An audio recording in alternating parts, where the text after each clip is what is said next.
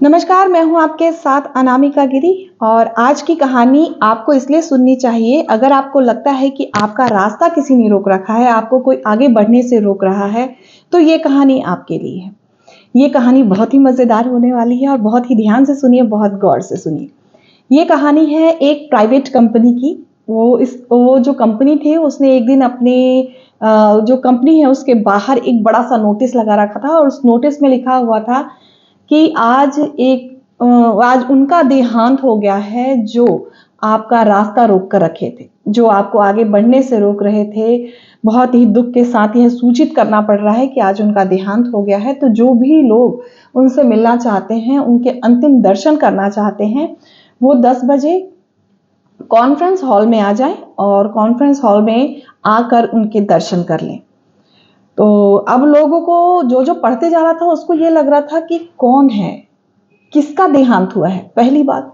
दूसरी बात कि ऐसा कौन है जिसने हमारा रास्ता रोक रखा था, जिसने हमें बढ़ने से रोका था, आगे बढ़ने नहीं दे रहा था। ऐसा ऐसा व्यक्ति आखिर है कौन?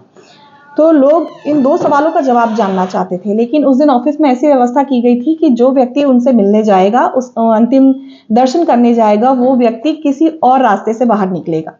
मतलब जो निकला हुआ व्यक्ति है वो आने वाले व्यक्ति से मुलाकात नहीं कर पाएगा, इस तरह की व्यवस्था की गई थी। तो जो भी जा रहा था अंदर, वो बहुत ही शर्म से, मतलब बहुत ही सिर झुकाकर वापस आ रहा था। लोग एक्साइटमेंट में अंदर जा रहे थे कि आखिर वो है कौन, क्योंकि लोगों को लग रहा था कि अच्छा ये वो चला गया जिसने हमारी तरक्की रोक रखी थी, अच्छा है वो चला गया। कुछ लोग ने तो गैस भी कर लिया था कि वही गया होगा, वही उसी का देहांत हुआ होगा। तो लोग बहुत एक्साइटमेंट के साथ जा रहे थे क्योंकि किसी ने यदि रास्ता रोका है, उसका देहांत हो गया है, तो लोगों के लिए खुशी भरा सा थोड़ा सा लग रहा था दिमाग में। तो बहुत ही अच्छे मूड से जा रहे थे देखने के लिए, लेकिन बहुत ही शर्म से झुके हुए, बहुत ही मायूस, बहुत उदास होकर वापस आ रहे थे। उसमें एक व्यक्ति था उस ऑफिस में जो ये सोचता रहता था कि इसने मेरा रास्ता रोका है। हमेशा ये सोचता रहता है इसकी वजह से मेरा काम नहीं हो रहा, उसकी वजह से मेरा काम नहीं हो रहा, ये नहीं होता तो अच्छा था, वो नहीं होता था, वो नहीं होता तो अच्छा था। अब उसकी बारी थी, तो वो गया।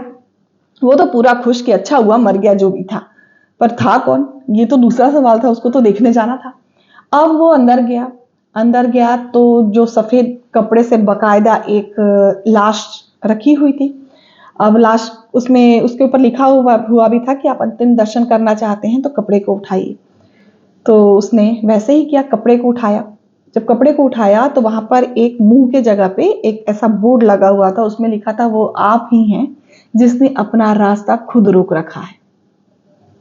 जब उसने ये पढ़ा तो उसे बहुत ही शर्म आई और वो मुंह, मतलब सिर झुकाकर ऐसे बाहर वाले रास्ते से निकल गया। तो ये कहानी जो है वो ये बताती है कि हम खुद हैं जो अपना रास्ता रोक कर रखते हैं। बस एक बहाना चाहिए होता है कि घर का माहौल अच्छा नहीं है इसलिए हमारे घर में खुशियां नहीं है, हमारे ऑफिस का माहौल अच्छा नहीं है इसलिए हम काम नहीं कर पाते हैं, घर में पढ़ाई जैसा माहौल नहीं है इसलिए हम अच्छे से पढ़ नहीं पाते हैं, हमारे यहाँ आसपास बच्चे नहीं हैं इसलिए हम खेल नहीं पाते हैं, इसलिए हम मोबाइल देखते हैं। तो ये वो बहाने हैं जिससे हम अपना रास्ता खुद रोकते हैं। ये हमारे अंदर की कमजोरियां हैं जो हमारी बहाने बनकर हमारे सामने आती हैं। ये होता तो वो होता, ये नहीं होता इसलिए ये होता। ये जो जितनी भी चीजें हैं वो हमारे अंदर की कमियां हैं जो शब्द बनकर निकलती हैं। तो उस दिन उन सारे एम्प्लॉयज को ये सीखने को मिला कि हम खुद अपना रास्ता रोकते हैं ये सोचकर कि हमसे ये नहीं होगा, ये होता तो वो होता। तो आज उनका देहांत हो गया है। तो अब आप लोग अपने अंदर की खूबियों को पहचानिए और अपने हिसाब से काम करिए। अब आपका रास्ता किसी ने भी नहीं रोका है। तो ये है आपकी कहानी, ये है आज की कहानी, ये है हमारी कहानी जो हमको ये बताती है कि रास्ता रोकने वाले हम खुद होते हैं और यहाँ से रास्ता बनता है और यहीं से रास्ता रुकता है। सिर्फ एक सोच जो हमारे करियर को बदल सकती है और हमारी जिंदगी को बदल सकती है। तो ये थी आज की कहानी जो ये सिखाती है कि दोष मढ़ना बंद करिए, गलतियां हैं तो सुधार भी खुद करना होगा। हंसते रहिए, मुस्कुराते रहिए और ऐसे ही मुझे सुनते रहिए। स्वस्थ रहिए, मस्त रहिए और कहानी पसंद आए तो शेयर जरूर किया करिए। धन्यवाद।